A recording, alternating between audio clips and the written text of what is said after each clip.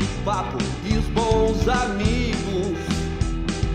Sempre antenado no que é bom. Na mira do som, na mira do som, na mira do som, na mira do som. Estamos começando o programa Na Mira do Som, diretamente aqui da Connect TV, em Alphaville. Estou com Tuca Rossetti aqui no meu estúdio. Tudo bem, meu amigo? Tudo jóia. Ele que é músico, instrumentista, produtor, ele trabalhou com grandes artistas por aí. Tuca, quero começar lá atrás, lá no começo de tudo, lá nos primórdios. Como é que começou a paixão por música? Da onde surgiu? Bom, beleza. Boa tarde para todos aí. Eu agradeço o Fabinho em chamar aqui, um prazer. Eu vou tentar ser sucinto, porque o tempo é rápido, né? Eu comecei essa carreira musical. Na verdade, meus pais, meus avós eram já músicos, né? Tocavam já nas colônias de café, na fazenda, com acordeão e tal. Mas com 13 anos, meu pai comprou uma bicicleta para mim. Você vai falar, esse cara tá louco, né? Não, eu ganhei uma bicicleta, não tocava nada. E eu andava pelas ruas de Osasco com aquela bicicleta e teve um acidente muito feio na Primitiva. Ele comoveu a cidade. Aí meu pai falou, olha, eu vou vender a sua bicicleta. Porque ficaram com medo. Foi uma coisa muito forte na época, né? E eu vou te comprar o quê? O que você quer? Eu vou te dar um violão. Aí ele me comprou um violão tonante, o rei dos violões. Nossa, o tonante, aquele que começou com quase todo mundo. Eu também tive um tonante. Você já deve ter escutado gente falando isso aí aqui, né? E comprou um violão tonante. Eu não sabia afinar, eu não sabia nenhum acorde, não sabia nada. Aí meu pai me chamou e me ensinou 3 acordes. O acorde de sol, o acorde de dó, eu punha a mão assim para pôr os dedos, e o acorde de lá, que é os 3 dedos juntos. E pum, eu bati aquilo. Eu falei, mas é muito difícil isso daí, né, meu? Tinha que ter calo no dedo, tinha que... Isso. Não tinha afinador. Aí é o seguinte, nós estamos falando de uma época, Fabinho, que não tinha nada. Nada, né? Nada. No começo Nada. de tudo. Então, O afinador era um apito, né? Esse veio depois, o garfinho que você bate, tinha a nota lá. É o diapasão. Diapasão de lá. No orelhão, que foi o primeiro que nós tivemos depois. E então o que a gente fazia? A gente ligava o rádio e escutava uma música que a gente conhecia, escutava falar que era em sol e afinava a corda sol. Quando estava tocando a música, afinava em sol, ajustava, muito bem. Aí foi aprendendo a fazer os acordes, toca um pouco aqui, um pouco ali, fui aprendendo os acordes do violão e comecei a tocar a música do Roberto Carlos e os Beatles, né, meu?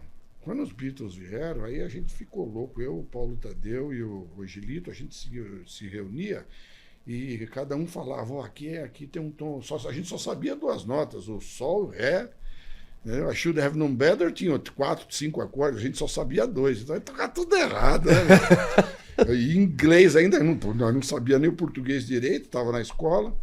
Aí foi aprendendo a tocar esse violão, foi evoluindo, começamos a tocar as músicas dos Beatles. Aí saiu uma revista chamada Melodia, que uma vez por mês saía uma letra em inglês. E saiu a Wanna Hold Your Hand, né? Então a gente ouvia no rádio a pronúncia e tocava no banco do jardim. Aí o meu pai me pôs em aprender um pouco do violão clássico. Eu fiz 2 anos de violão clássico. Nossa, que legal. Aí eu fiz o violão clássico com um professor, ele era um feirante, e ele vendia batata na feira, né? Entendeu? Ele era vendedor de batata. Mas ele era um senhor violonista clássico, né? E a gente aprendi a dedilhar, porque a gente não sabia só batidão, né? Aprendi a dedilhar. Mas eu queria tocar Beatles, né? Aí com 2 anos eu e o Paulo Tadeu, nós saímos da escola e começamos a tocar já mais legal. E nós começamos a fazer a música do estilo música tocada. Começaram a pintar as guitarras, entendeu? Então, isso a gente está falando? Isso daí é 66, 66, 67. Por aí. Então começaram a tocar... Praticamente 10 anos depois da criação dos rock and roll, né? No comecinho lá do fundão, né? Da época dos Beatles para trás que veio isso daí, né? Mas a gente só tinha mais acesso a esses caras, o Elvis e tal. E vieram os Shadows, Jet Black, Nacional, depois vieram os Incríveis, depois Ventures. Então nós tocamos tudo no violão. Depois começamos a comprar os Felpinha da vida, que eram amplificador valvulados da época. Mas isso é muito, qualidade muito ruim. As cordas da guitarra não bendeava, a corda dura, meu. A gente já tinha calo no dedo, mas não conseguia. Não conseguia bendear. chegar a fazer Não. os acordes. Se você fazia muita alavanca, quebrava a corda. As Ou cordas... você afinava muito, né? É porque as ligas das cordas evoluíram muito, meu. As cordas não tinham elasticidade. Hoje você pega uma corda e bendeia ela lá em cima. Naquela época você rasgava o dedo. E não conseguia fazer o bend. Não fazia nada, era um pedaço de pau com umas cordas amarradas. Aí entrei no grupo de choro, comecei a tocar choro. Toquei chorinho uns 4 anos, aí já aprendi os acordes dissonantes, e eu fazia terças nos choros. E o Zé Barbeiro, 7 cordas, Zé Barbeiro, um dia escutar me falando, vai lembrar da gente. O Chorambolando, né, Zé? Ficou registrado. A gente tocava, ele fazia o 7 cordas, fazia a terça, o Paulinho fazia o bandolim, o Benê fazia o cavaquinho, o Carlão. Que ano, mais ou menos? Isso daí, 72, 71, 70, 72. 70, 72 ali, 74, chorinho, fazendo chorinho. Só chorinho e tal. Era um grupo de choro bem ensaiado, a gente era legal. E a gente se reunia ali num barzinho embaixo da onde agora virou depois o restaurante Paulínia, lembra Paulino? Ali do lado tinha um barzinho pequenininho e ali juntava a nata da música popular de Osasco. Américo Silveira, toquei com o Américo, toquei com o João Macacão, toquei com o Gibi, com o Zé Barbeiro. E a gente foi evoluindo. Vinha pessoal da Barra Funda de fora, todo o pessoal da Boemia ia lá naquele bar. De São Paulo ali. Vinha Barra Funda, vinha de Carapicuíba, vinha da Zona Norte, vinha lá, porque lá estavam os músicos que sabiam. E eu aprendi muita coisa com o Américo. O Américo foi um professorzão para mim, um grande músico. Meu. Ele é lenda em Osasco, eu sou lêndia. Entendeu? Ele é lenda. Não, é outra lenda de Osasco. Tuca Rossetti, quando a gente fala por aí, o pessoal sabe muito bem. Eu sinto na orelha dele. Aí ele era violeiro, arranjador, tudo. Ele morreu, bebia demais, né? Eu gostava muito do Américo, ficou na saudade. Ele está na nossa história. Toquei também com o César Antônio Salve, que é o nome da Escola de Artes lá. De Osasco, eu toquei né? com ele, eu toquei com ele também. Eu lembro quando ele faleceu, né? E aí foi evoluindo, aí começaram a vir as guitarras, né, meu, com aparelho já importado. A gente não tinha grana, meu. Mas muito difícil de ter os equipamentos nessa época, né? Que é isso. Ali falando dos anos 70 ali, para ter uma guitarra era muito complicado. Não, era tudo nacional. Tem um cara lá na Vila Militar que tem um captador Gibson. A gente ia lá, meu, ver a guitarra do cara. Pra ver a guitarra. Ele não tinha nem guitarra, é só o captador. Só o captador. Nem a guitarra. E aí, meu, aonde que você achava o captador? O pai ia buscar nos Estados Unidos, porque era militar na época da ditadura pesada. Os militares conseguiam mais coisa. A gente, meu peãozão, não tem acesso a nada. Então era guitarra nacional, amplificador nacional. Começaram a ver os amplificadores nacionais bons, começaram a vir tudo valvuladão. Bons alto-falantes e tal. Tocou com o Tremendão? Toquei com o Tremendão, True Reverb, Janine. Tudo esse isso aí... De baixo, entendeu? Ele não tinha uma caixa boa, mas o cabeçote era muito bom. Parecia um Marshall, era uma porrada aquilo ali. E os baixos começaram a aparecer, alguns luthiers, fazer baixo. E a gente tocava muito Sheros, música solada, porque não tinha amplificador de voz. Ainda não apareceu os amplificadores Não de voz. tinha, era só tocado nas garagens e os bailinhos rodando. É ali que nós começamos. Tudo isso ainda ali no undergroundzão, né? Tudo na garagem, garagem, não tinha. Aí apareceu a 100 da Janine e o A200. Ele tinha um botão de volume e um de tone, que fazia grave em zeros, tudo gravão. E do agudo, você deixava no meio, era aquilo. E a gente arrumou uma câmera de eco Benson. Aquela de fita. De fita, nossa senhora. Aí nós fomos tocar para tudo quanto era lugar que tinha aí. Aí começamos a tocar The Hollies, Association, Beatles, entre outros, Badfinger, aqueles grupos primeiros lá de 4 vozes, Herman's Hermits. Aí começamos a tirar as músicas, aí a gente conseguiu o gravador cassete que gravava do rádio. Aí dava para tirar. Dava para tirar, gravava do rádio e ficava, pô, o cara fez um acorde diferente, nós ia lá, pô, eu tô fazendo Mi maior. Não, cara, é Si menor, depois vai pro Mi, aí... Só uma pergunta aqui para dar aquela quebrada assim. Certo. Quando é que vocês descobriram aquele acorde de A Hard Day's Night, que é um conjunto de acordes? Como é que foi isso? Bom, eu vou falar para você, eu descobri isso aí faz uns 2, 3 anos. É verdade? Porque eu fazia o sol com quarta, sétima e quarta. Tchim! Com todo mundo, né? Entendeu? Mas pô, a gente não tinha nunca condição de ter discernimento disso daí por causa da qualidade de som que chegava para nós, entendeu? Era muito difícil, e o né? acesso, eu não tinha acesso a nada. Para quem não sabe o que a gente está falando aqui, é que a Hard Day's Night, o primeiro acorde que quando começa a música são 3 acordes juntos. Sim. Que formam o sol com quarta e nona. Isso, sol um sol com sétima, um com a 11ª e um ré com a 7ª e a 9ª. Tchim! Baixão no piano, é um monte de instrumento. Um monte de instrumento tocando junto, fazendo um acorde só. Então, sou diferente. Olha como a gente também é cultura aqui, né? Agora, com o cassete na mão e o violão... Não tinha como escutar isso, né? Saía. E aí foi assim, entendeu? Foi aprimorando desse jeito. Tudo no ouvido e tudo assim... no ouvido. Os 2 anos de música que eu aprendi, eu usei só a parte técnica de tocar. Leitura de música, eu nunca me interessei, não sei nada, entendeu? Só a parte técnica de tocar. Só a técnica de tocar que eu me apaixonei. Porque você sabe que a gente é apaixonado, né, Fabinho? Sim. A gente é diferente, né? O músico é um Você cara sabe que apaixonado, né? o músico tem, na minha visão, 2 tipos de músico. Aquele que gosta, que toca para se divertir, para a família, para os amigos, toca bem, sabe tocar, tem conhecimento, tem bons equipamentos. E tem o músico apaixonado, cara. Entendeu? O músico apaixonado é um cara que ele é apaixonado porque ele sofre. Um músico que ama a música, que vem dentro dele já, ele não consegue nem negar ela. É verdade. Isso Não é? Não, você sabe o que eu estou falando, porque essa paixão aí, ela é insaciável, cara, e o cara fica doente. Eu conversei com um cara outro dia no estúdio, ele foi passear no Chile, ele ficou uma semana passeando lá, mas ele falou, eu tive que comprar um violão, meu. Eu não aguentava mais ficar sem tocar. É verdade. Ele a gente sabe tá de que eu tô falando. Ele vai em outros lugares, aí você vai falar, ele falou, fica ficando tocar doente, meu. A mulher do cara tava, os filhos, tudo junto, o cara comprar o violão, porque começa a sentir mal, meu, entendeu? Então isso daí é um músico apaixonado. Esse camarada, eu considero ele apaixonado, porque é igual a paixão de Cristo, é sofrimento. Sofrimento. Você vai ter alegria? Vai ter, vai... Se tiver sucesso. Eu nunca fui atrás de sucesso, Fabinho. Eu não sei se você é uma pessoa que busca o sucesso.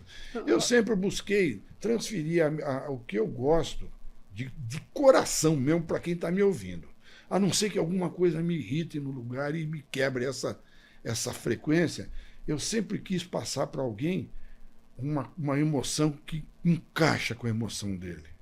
Eu entendo isso. Entendeu? Então, é isso que para mim é a música, entendeu? Por isso que eu nunca, a hora que eu tiver que parar, ela vai me fazer muita falta. Vai fazer muita falta mesmo, isso né? me entristece, mas você tem que entender que chega uma hora que o teu cérebro quer uma coisa, mas o teu dedo já não o corpo dá. O cérebro quer, mas o corpo não acompanha, né? A garganta não dá, o passo não anda, entendeu? Então você tem que ter discernimento disso, que nem o Pelé fez, né? Saber o momento de parar também é importante, né? Exatamente. Bom, a gente falou aí desse momento que você falou até você chegar numa trajetória de que já estava tocando, já estava, né?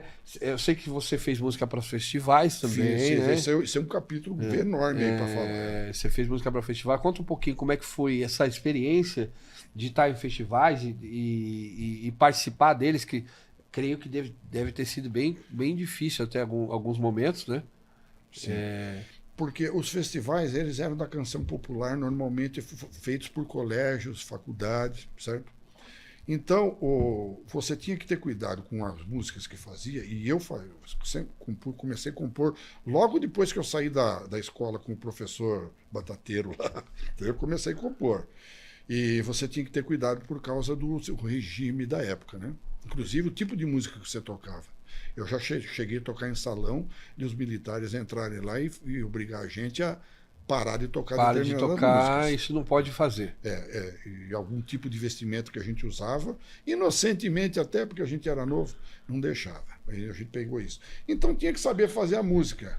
E aí eu Saber colocar A a letra- letra de uma certa forma que ela pudesse sair. e né? que se você quisesse falar alguma coisa, e a gente gostaria de falar alguma coisa, você tinha que saber falar. Tinha que estar ali nas entrelinhas. Ali, né? Tinha que estar em estado então, semi-oculto, né? Eu sempre digo, talvez, dessa diferença que se tem de antigamente para hoje. Nossa. Antigamente a gente tinha que escrever já pensando nisso, Sim. mesmo que fosse uma coisa que fosse contundente, mas não podia estar na cara, tinha que Não. ser subliminar ali. Exatamente. Na situação. Perfeito. E hoje em dia a gente não, esse pudor a gente não precisa ter mais. A gente pode falar o que a gente Você não tem esse quiser. problema. Você é hoje livre para se expressar, mas naquela época não era. Então eu participava de festivais da música popular, conheci muita gente boa. Participei do Festival da Erickson, junto com o José Geraldo, ficamos amigos.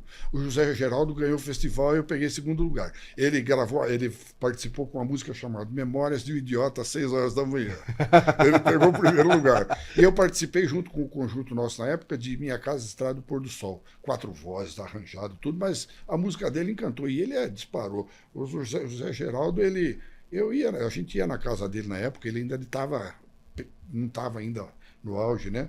Ele tinha um vaso assim na mesinha dele, com flor, ele tirava as flores de dentro, jogava uma garrafa de pinga dentro, exprimia um limão e a gente ficava Ali conversando lá até 4, 5 horas da tarde. eu tive a honra de entrevistar ele. Ele fala que Osasco foi muito importante para ele, porque foi em Osasco que ele deixou o trabalho dele para ser músico de verdade. Foi Osasco, foi a divisão de águas para ele. Conheceu ele por aqui tudo, até fizemos ponta com ele. Eu tive a honra de entrevistar ele. Ele contou essa história para mim. Depois eu vou tentar trazer ele aqui no programa. Pra gente conversar. Traga sim, pô. É muito legal. Bacana. Bom, falamos dessa parte aqui. Esse capítulo é grande. A gente tem um dia que a gente vai falar nisso aí, vai falar horas aqui. Mas eu queria falar um pouco também da sua outra área que foi dentro da música, que foi trabalhar na parte de produção. Sim. Gravação e produção, certo. Que é a parte de produção de áudio.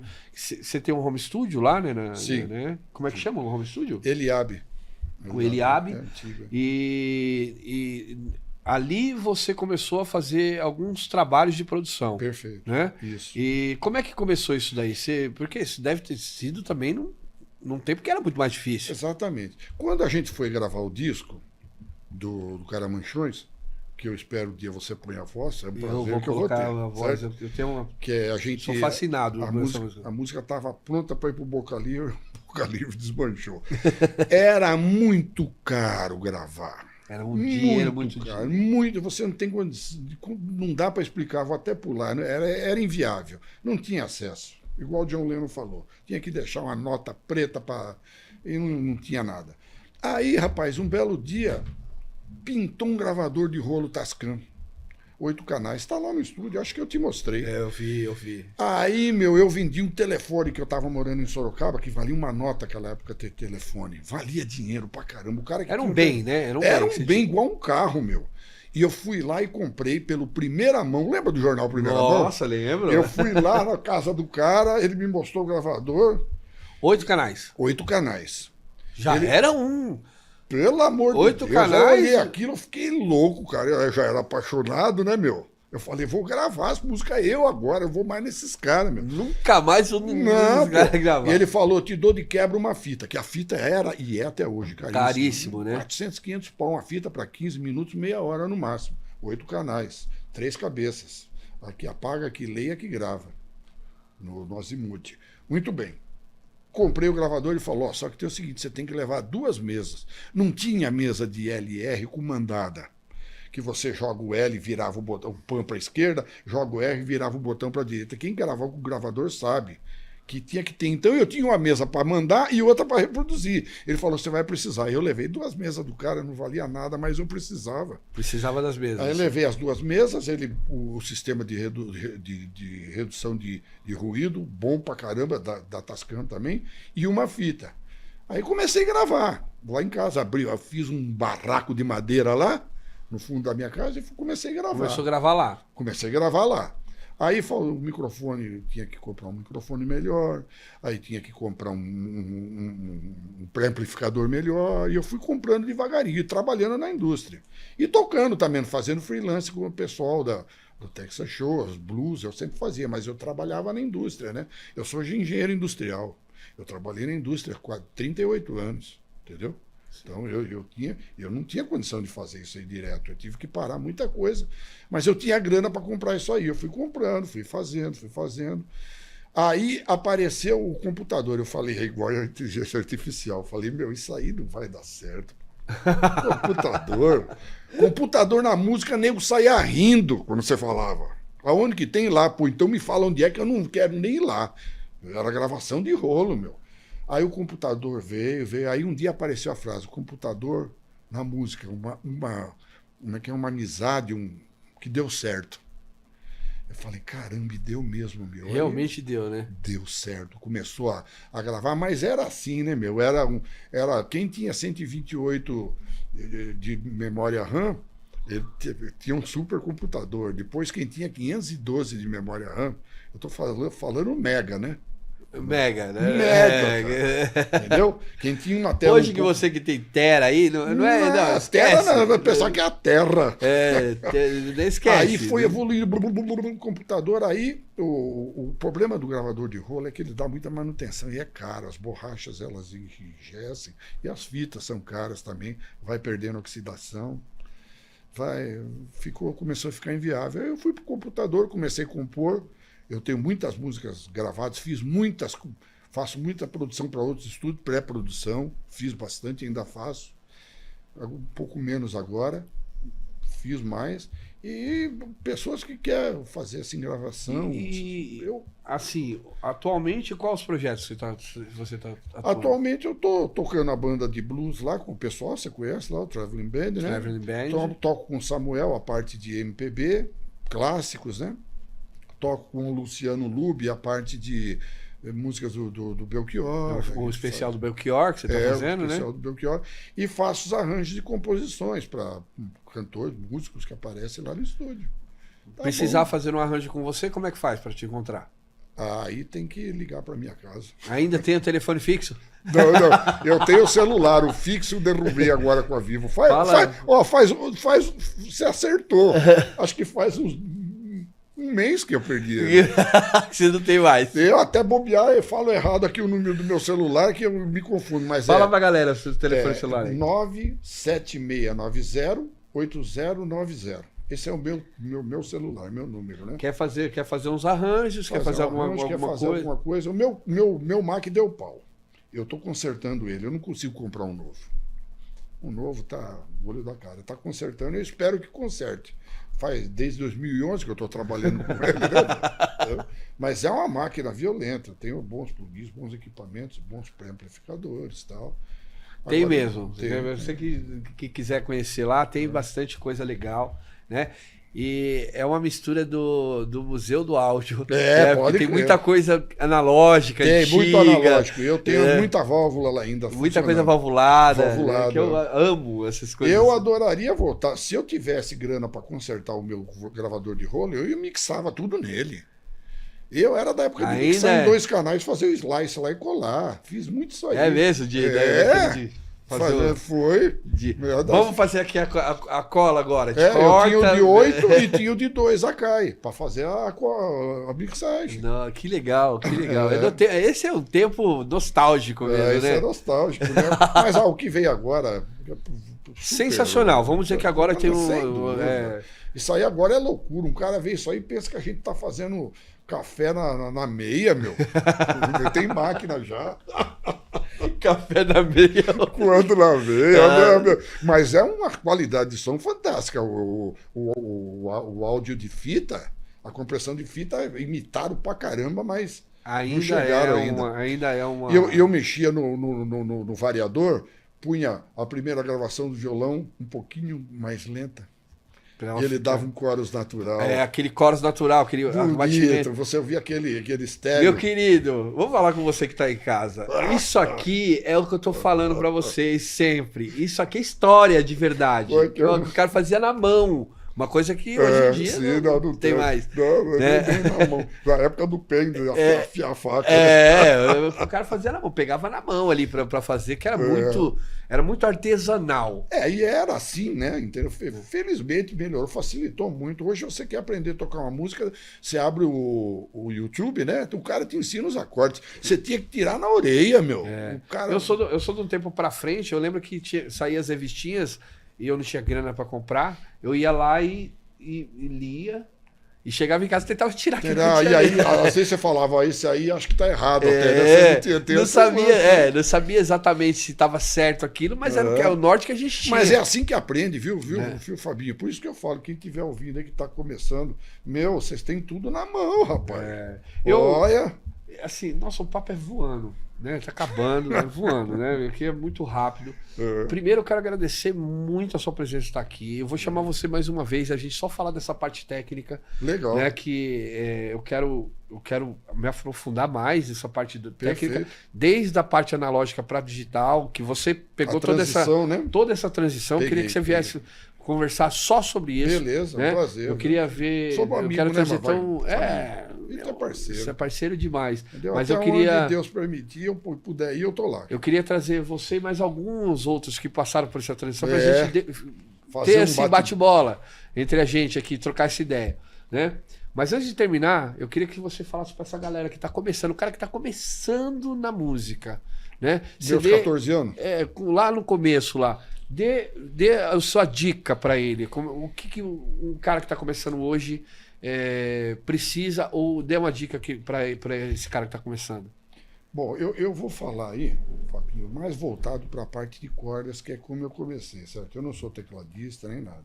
Então, quem vai começar com violão, guitarra, bandolim, banjo, essas coisas todas, que eu tenho uma certa experiência, o primeiro problema que você vai ter que passar é criar o calo no dedo, porque sem o calo do dedo você vai bater o violão, vai parecer um tamborim com couro velho pendurado. Vai dar um desânimo. Então você vai ter que sofrer, bater as cordas, talvez começar com nylon. Os professores vão orientar vocês nesse sentido. Isso daí, a primeira coisa que dá é a vontade de parar. Se você for do músico que gosta, talvez você não pare. Se você for um apaixonado, você não vai parar. Isso é sensacional. Daí pra frente, tudo que eu falar é menos do que eu falei agora. Se você for apaixonado, vai sangrar o dedo, teu pai não vai poder te comprar o instrumento, mas você não vai parar. Uma dica, pegou a mensagem aí? Essa dica aí é a melhor. Né? Por isso que eu falei disso no começo, né? Eu falei entre amor e paixão. Amor é namoro. Paixão é vida eterna, velho. Pegou a visão? Pegou a visão? Então você que está em casa aí, ó, Tuca Rossetti aqui, dando aqui o seu depoimento, que para mim foi sensacional. Tuca, valeu. Eu quero agradecer a sua presença. Quer passar novamente aí seu contato? Quem quiser falar, ver os seus trabalhos aí, como é que... Os meus trabalhos, os últimos, até você sabe disso, eu tenho gravado bastante coisa com o Márcio Fly. O Márcio Fly, eu identifiquei ele um compositor bom. Então tem muita coisa no YouTube, músicas do Márcio Fly e músicas minhas que nós gravamos também. Certo? Tem bastante. Procura Márcio Fly FLY. Inclusive, ele está com uma boa oportunidade agora de um artista famoso gravar ele aí. Que ele não me autorizou ainda eu passar. Ele conversou comigo essa semana, eu vou trazer ele aqui para ele contar essa história. Então, ele não me autorizou, eu vou deixar quieto como surpresa, mas ele está. Então, procurem lá, Márcio Fly, vai ter Fly, muito trabalho. E o telefone, novamente? 97690 8090. Vamos repetir aí, 97690 8090. Isso aí. Não me venha com trote, hein, meu? Velho de trote cai do cavalo. Galera, quero agradecer você de casa que assiste Na Mira do Som. Queria dizer que foi uma honra muito grande ter você aqui, Tuca. Obrigado. São um cara uma inspiração para muita gente e para mim, Obrigado. muito mais. Né? Eu sou um fã de verdade Legal. e conte comigo sempre. Tá? Sim, Esse sim, espaço sim. aqui é seu. Legal. Né? O dia que você precisar, esse espaço aqui é seu. Tá bom? Bom, você que tá em casa aí, curtiu? Semana que vem tem mais. Com gente aqui, esse aqui foi o Na Beira do Som. Até semana que vem.